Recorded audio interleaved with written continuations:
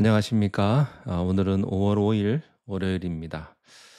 자, 오늘 월요일 아침에 함께 하실 말씀은 마태복음 23장 13절 한 절 말씀 함께 나누겠습니다.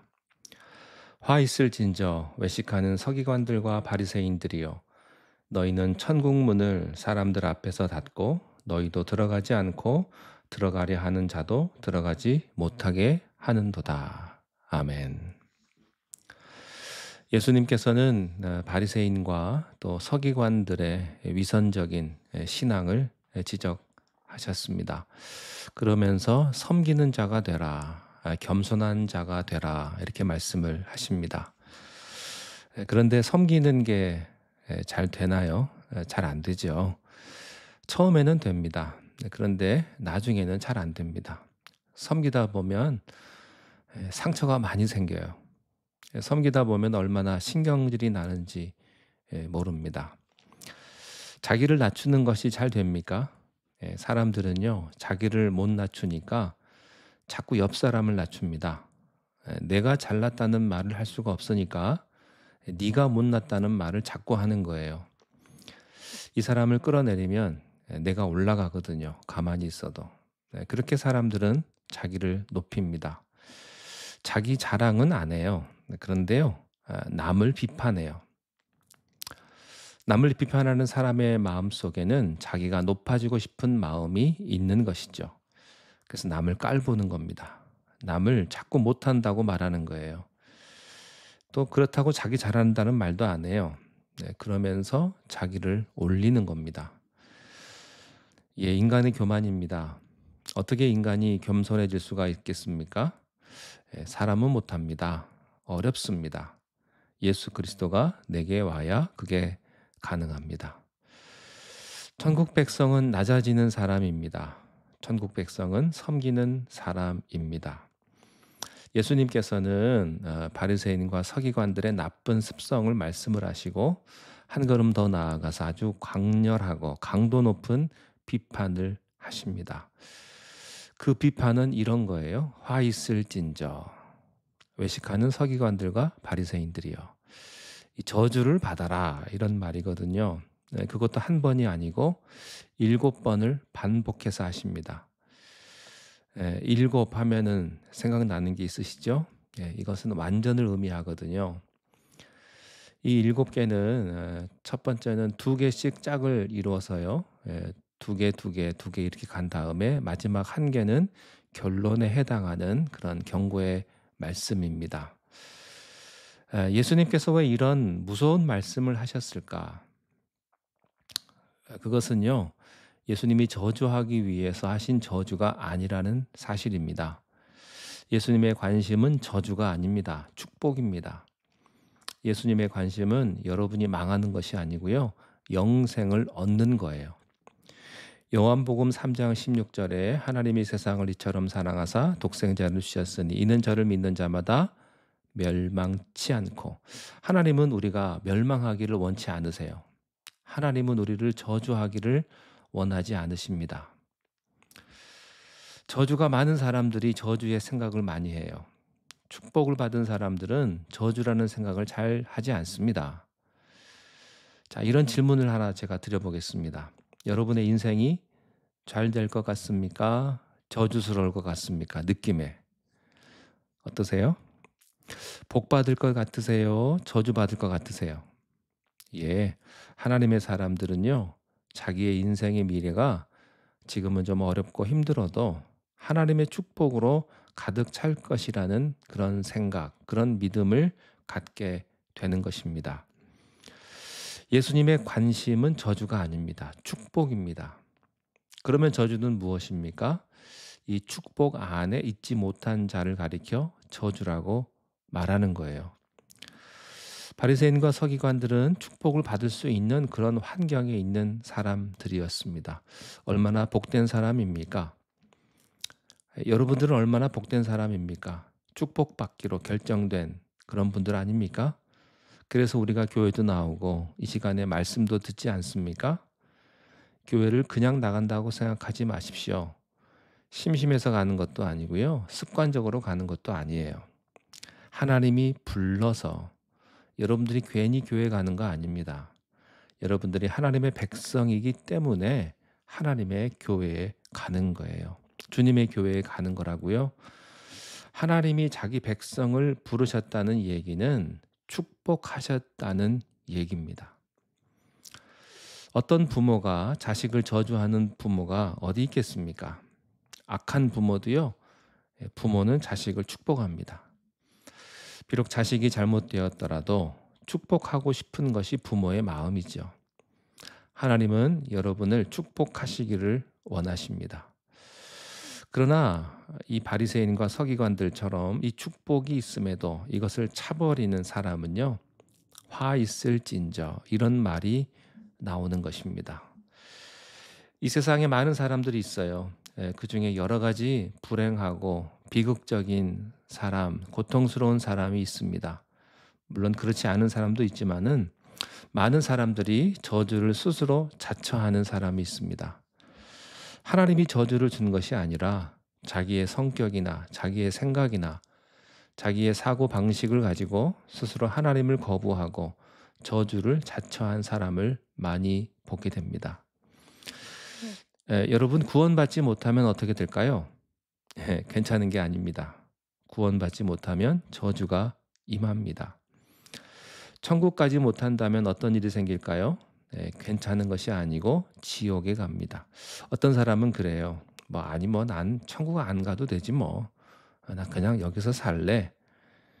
여기서 못 사십니다. 몇 년 지나면 가셔야 돼요. 여기서 영원히 살 수가 없습니다. 어떤 분은 천국까지 안 가지 뭐. 그게 아닙니다. 천국 안 가면요, 지옥 갑니다. 둘 중에 하나예요. 베드로의 말처럼 그때는 우리는 원치 않는 사람에 의해서 인도될 때가 있는 거예요. 자, 그렇다면 예수님께서 정죄하신 화 있을진저, 이렇게 정죄하신 신앙은 어떤 것인가? 7가지인데요. 오늘은 첫 번째 한 가지 13절 말씀, 이 말씀 첫 번째만 함께 나누겠습니다. 우리가 이 화 있을진저, 예수님의 이 분노, 예수님의 이 불의의 채찍, 이것을 보고 먼저 조심해야 될 것이 있습니다. 그것은 예수님이 그렇게 하셨으니까 우리도 그런 분노, 거룩한 분노를 터뜨려야 한다. 그렇게 생각하지 않기를 바랍니다. 어떤 사람은요, 온통 예수 이름으로 비판하고 정죄하고 다닙니다. 저거는 잘못됐고 뭐가 문제고, 항상 선악과만 따먹는 사람, 옳고 그름만 판단하는 사람. 하나님은 우리에게 그런 일을 맡기신 적이 없습니다. 예수님이 서기관과 바리새인에게 이렇게 정죄할 수 있는 것은 그분 자신이 죄 없으신 하나님의 어린 양이기 때문이에요. 그분만이 그렇게 하실 수가 있고요. 우리는 그럴 자격이 없어요. 누가 누구에게 분노를 표합니까? 똑같은 죄인인데. 우리가 하나님을 대신할 수 없으며 예수님이 아니라는 사실을 명심해야 합니다. 우리는 다 죄인입니다. 자, 그러면 예수님이 정죄하신 신앙 첫 번째는 13절인데요. 화 있을진저 외식하는 서기관들과 바리새인들이여, 너희는 천국 문을 사람들 앞에서 닫고 너희도 들어가지 않고 들어가는 자도 들어가지 못하게 하는도다.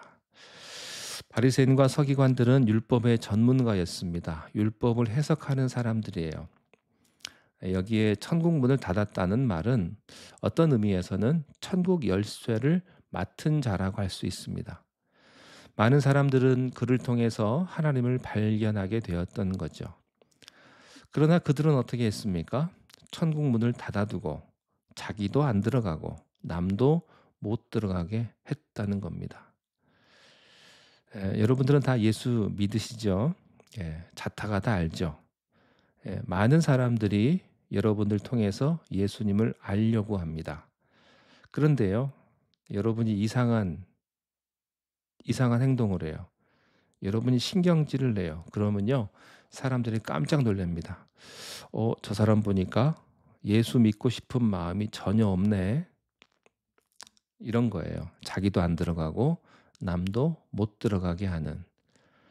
차라리 내가 예수 믿는다는 말 안 했더라면 그런 실수를 안 했을 겁니다. 여러분 전도해 보셨죠? 전도해 보시면요. 예수 안 믿겠다는 사람은 한 사람도 없습니다. 왜 사람들이 교회 나오기를 싫어하는가? 예수 믿는 사람들 꼴 보기 싫어서, 그 하는 꼴들이 싫어서 교회 때문에 교회 안 가겠다. 예수 믿는 사람 때문에 교회 안 가겠다. 그러지 않습니까?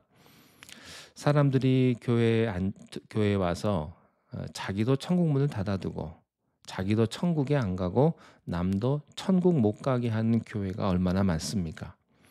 세례도 받고 집사, 권사, 장로도 돼서 세상에 빛된 생활을 하지 않기 때문에 천국 열쇠를 가지고 있으면서도 자기도 안 가고 남도 못 들어가게 하는 일들이 많다는 얘기입니다.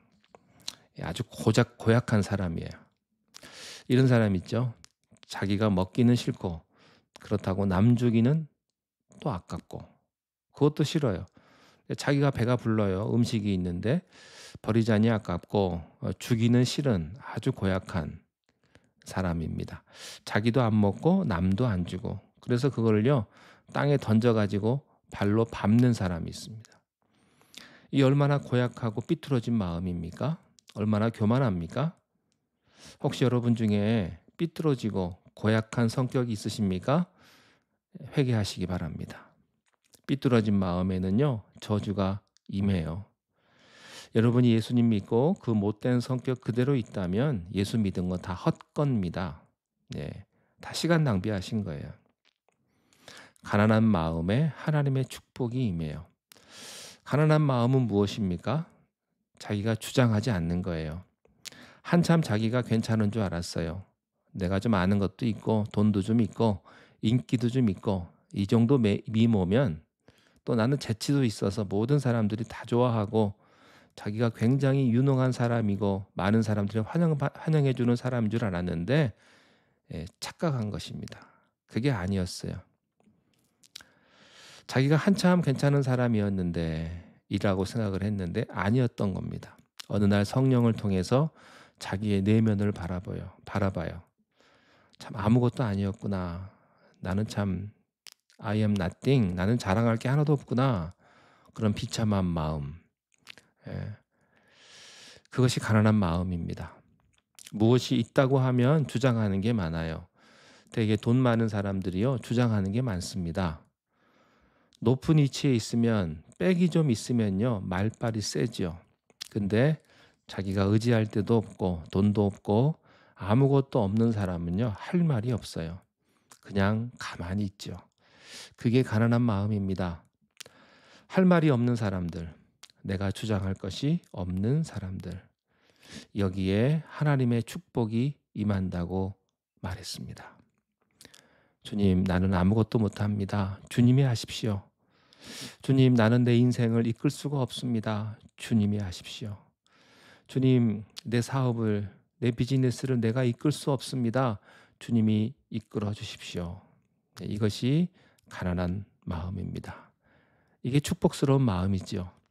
여러분에게 이런 가난한 마음이 있기를 주님의 이름으로 축원합니다. 기도하겠습니다. 하나님 아버지, 우리가 예수님을 믿는다고 하면서 내가 너무나 주장하는 것이 많고 내가 너무 나를 괜찮은 사람인 줄 착각하며 모든 사람들에게 존경받는 사람이라고 그렇게 생각한 적은 있지 않습니까?